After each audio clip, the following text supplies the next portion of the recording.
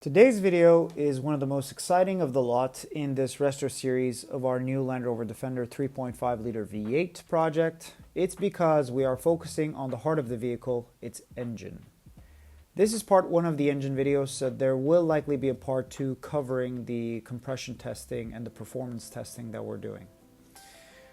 Now, 3.5 liter V8 was introduced by Land Rover. The Rover PB5 was the name of the model. It was a luxury coupe vehicle that was produced by Land Rover back then when they were offering sedan vehicles. It was still operating under the same parent company, but they were also offering sedan vehicles aside from the 4x4 fleet. So this engine was used in this sedan model called PB5 Rover. And then later it was started to be used in the Range Rover Classics in the 70s, which is actually one of my all-time favorite aesthetic and iconic vehicles produced by the Land Rover, aside from the Defender and the series. And then around the 80s, this same engine started being used by Land Rover Defender and series models while having some tweaks in its manufacturing and engineering setup. The interesting is the engine itself was never built by Land Rover. It was an engine started its manufacturing around the 60s by Buick, the American car brand. The model that the engine was named was Buick 215, and Land Rover bought the rights of the engine and started using it on their fleet. Here you are seeing the cylinders being bored with the machine to a precise, slightly larger diameter to remove wear, scoring, and ovality. If any of these are occurring inside of a cylinder, it's going to affect performance of the vehicle. So we are restoring it back to its correct shape and clearance for the pistons and rings. After the cylinders were bored out, the next step was the honing of the cylinders, meaning the walls that were now slightly larger diameter needed to have this almost like a scratch, which is a crosshatch pattern that is being done as part of boring. Which matters because each and every piston that is running up and down in the engine have piston rings, and piston rings have to sit properly inside the cylinder chamber. And without this hatch pattern, there is no way to retain the oil on the cylinder walls. So this is the next step. Here you're seeing the cylinder head surfaces being cleaned. The cleaner and the more prepared a surface is, the easier it's going to be for the engine block to sit flat against it, which matters because a clean and even surface helps the head gasket seal properly and prevents compression, oil, or coolant leaks.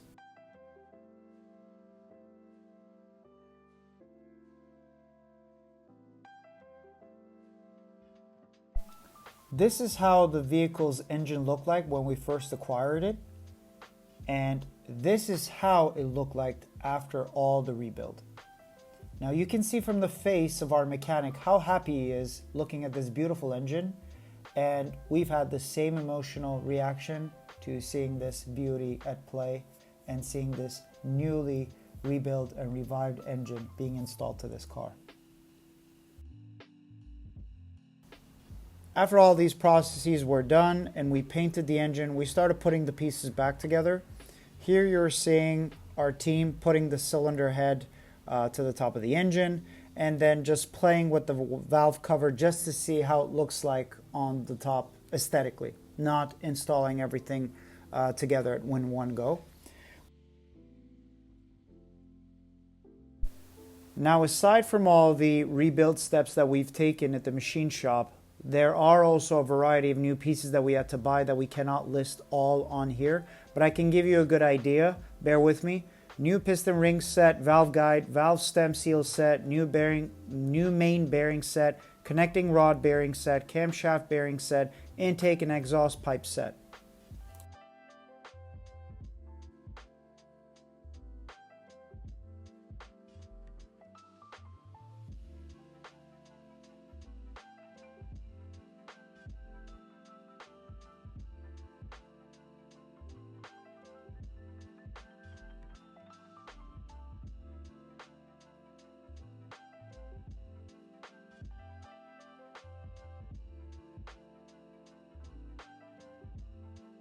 And the next thing that you're seeing him applying is the oil pan installation to the bottom of the engine. sealing the lower part of the block and providing the reservoir for where engine oil is restored and recirculated.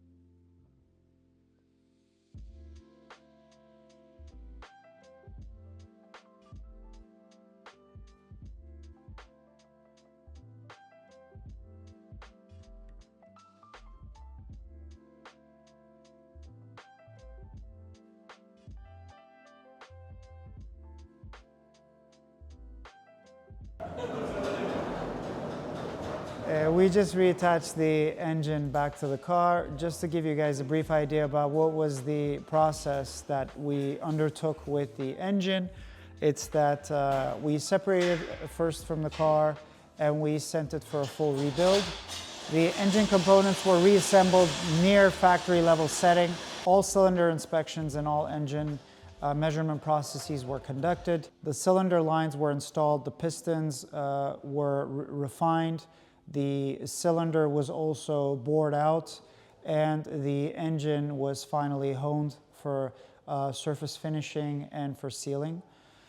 We also put a lot of emphasis on cylinder heads. We wanted to ensure that the cylinder head structure was clean and the surface level was machined and corrected properly so that the correct compression levels were reached, so as to reach a proper level of efficiency in engine power and fuel, and to ensure that the vehicle is running reliably. Because the whole point isn't to put together a V8, it's to put together a V8 that is properly running. And as a result, after all of these restoration and rebuild measures, we measured the oil pressure, we measured the engine performance, we made calibrations as a result based on the response that we were getting. And then finally, we upgraded the performance of the engine by adding Edelbrock carburetor and also an Edelbrock pressure regulator, fuel pressure regulator, which is not only increasing the horsepower of the car, the performance that we're getting out of it, but also to sustain the fuel pressure and to ensure that it's running smoothly. So it's not just a paint job that was done on the engine to make it look nicer, but it was a proper restoration, and it's going to be really fun to drive it.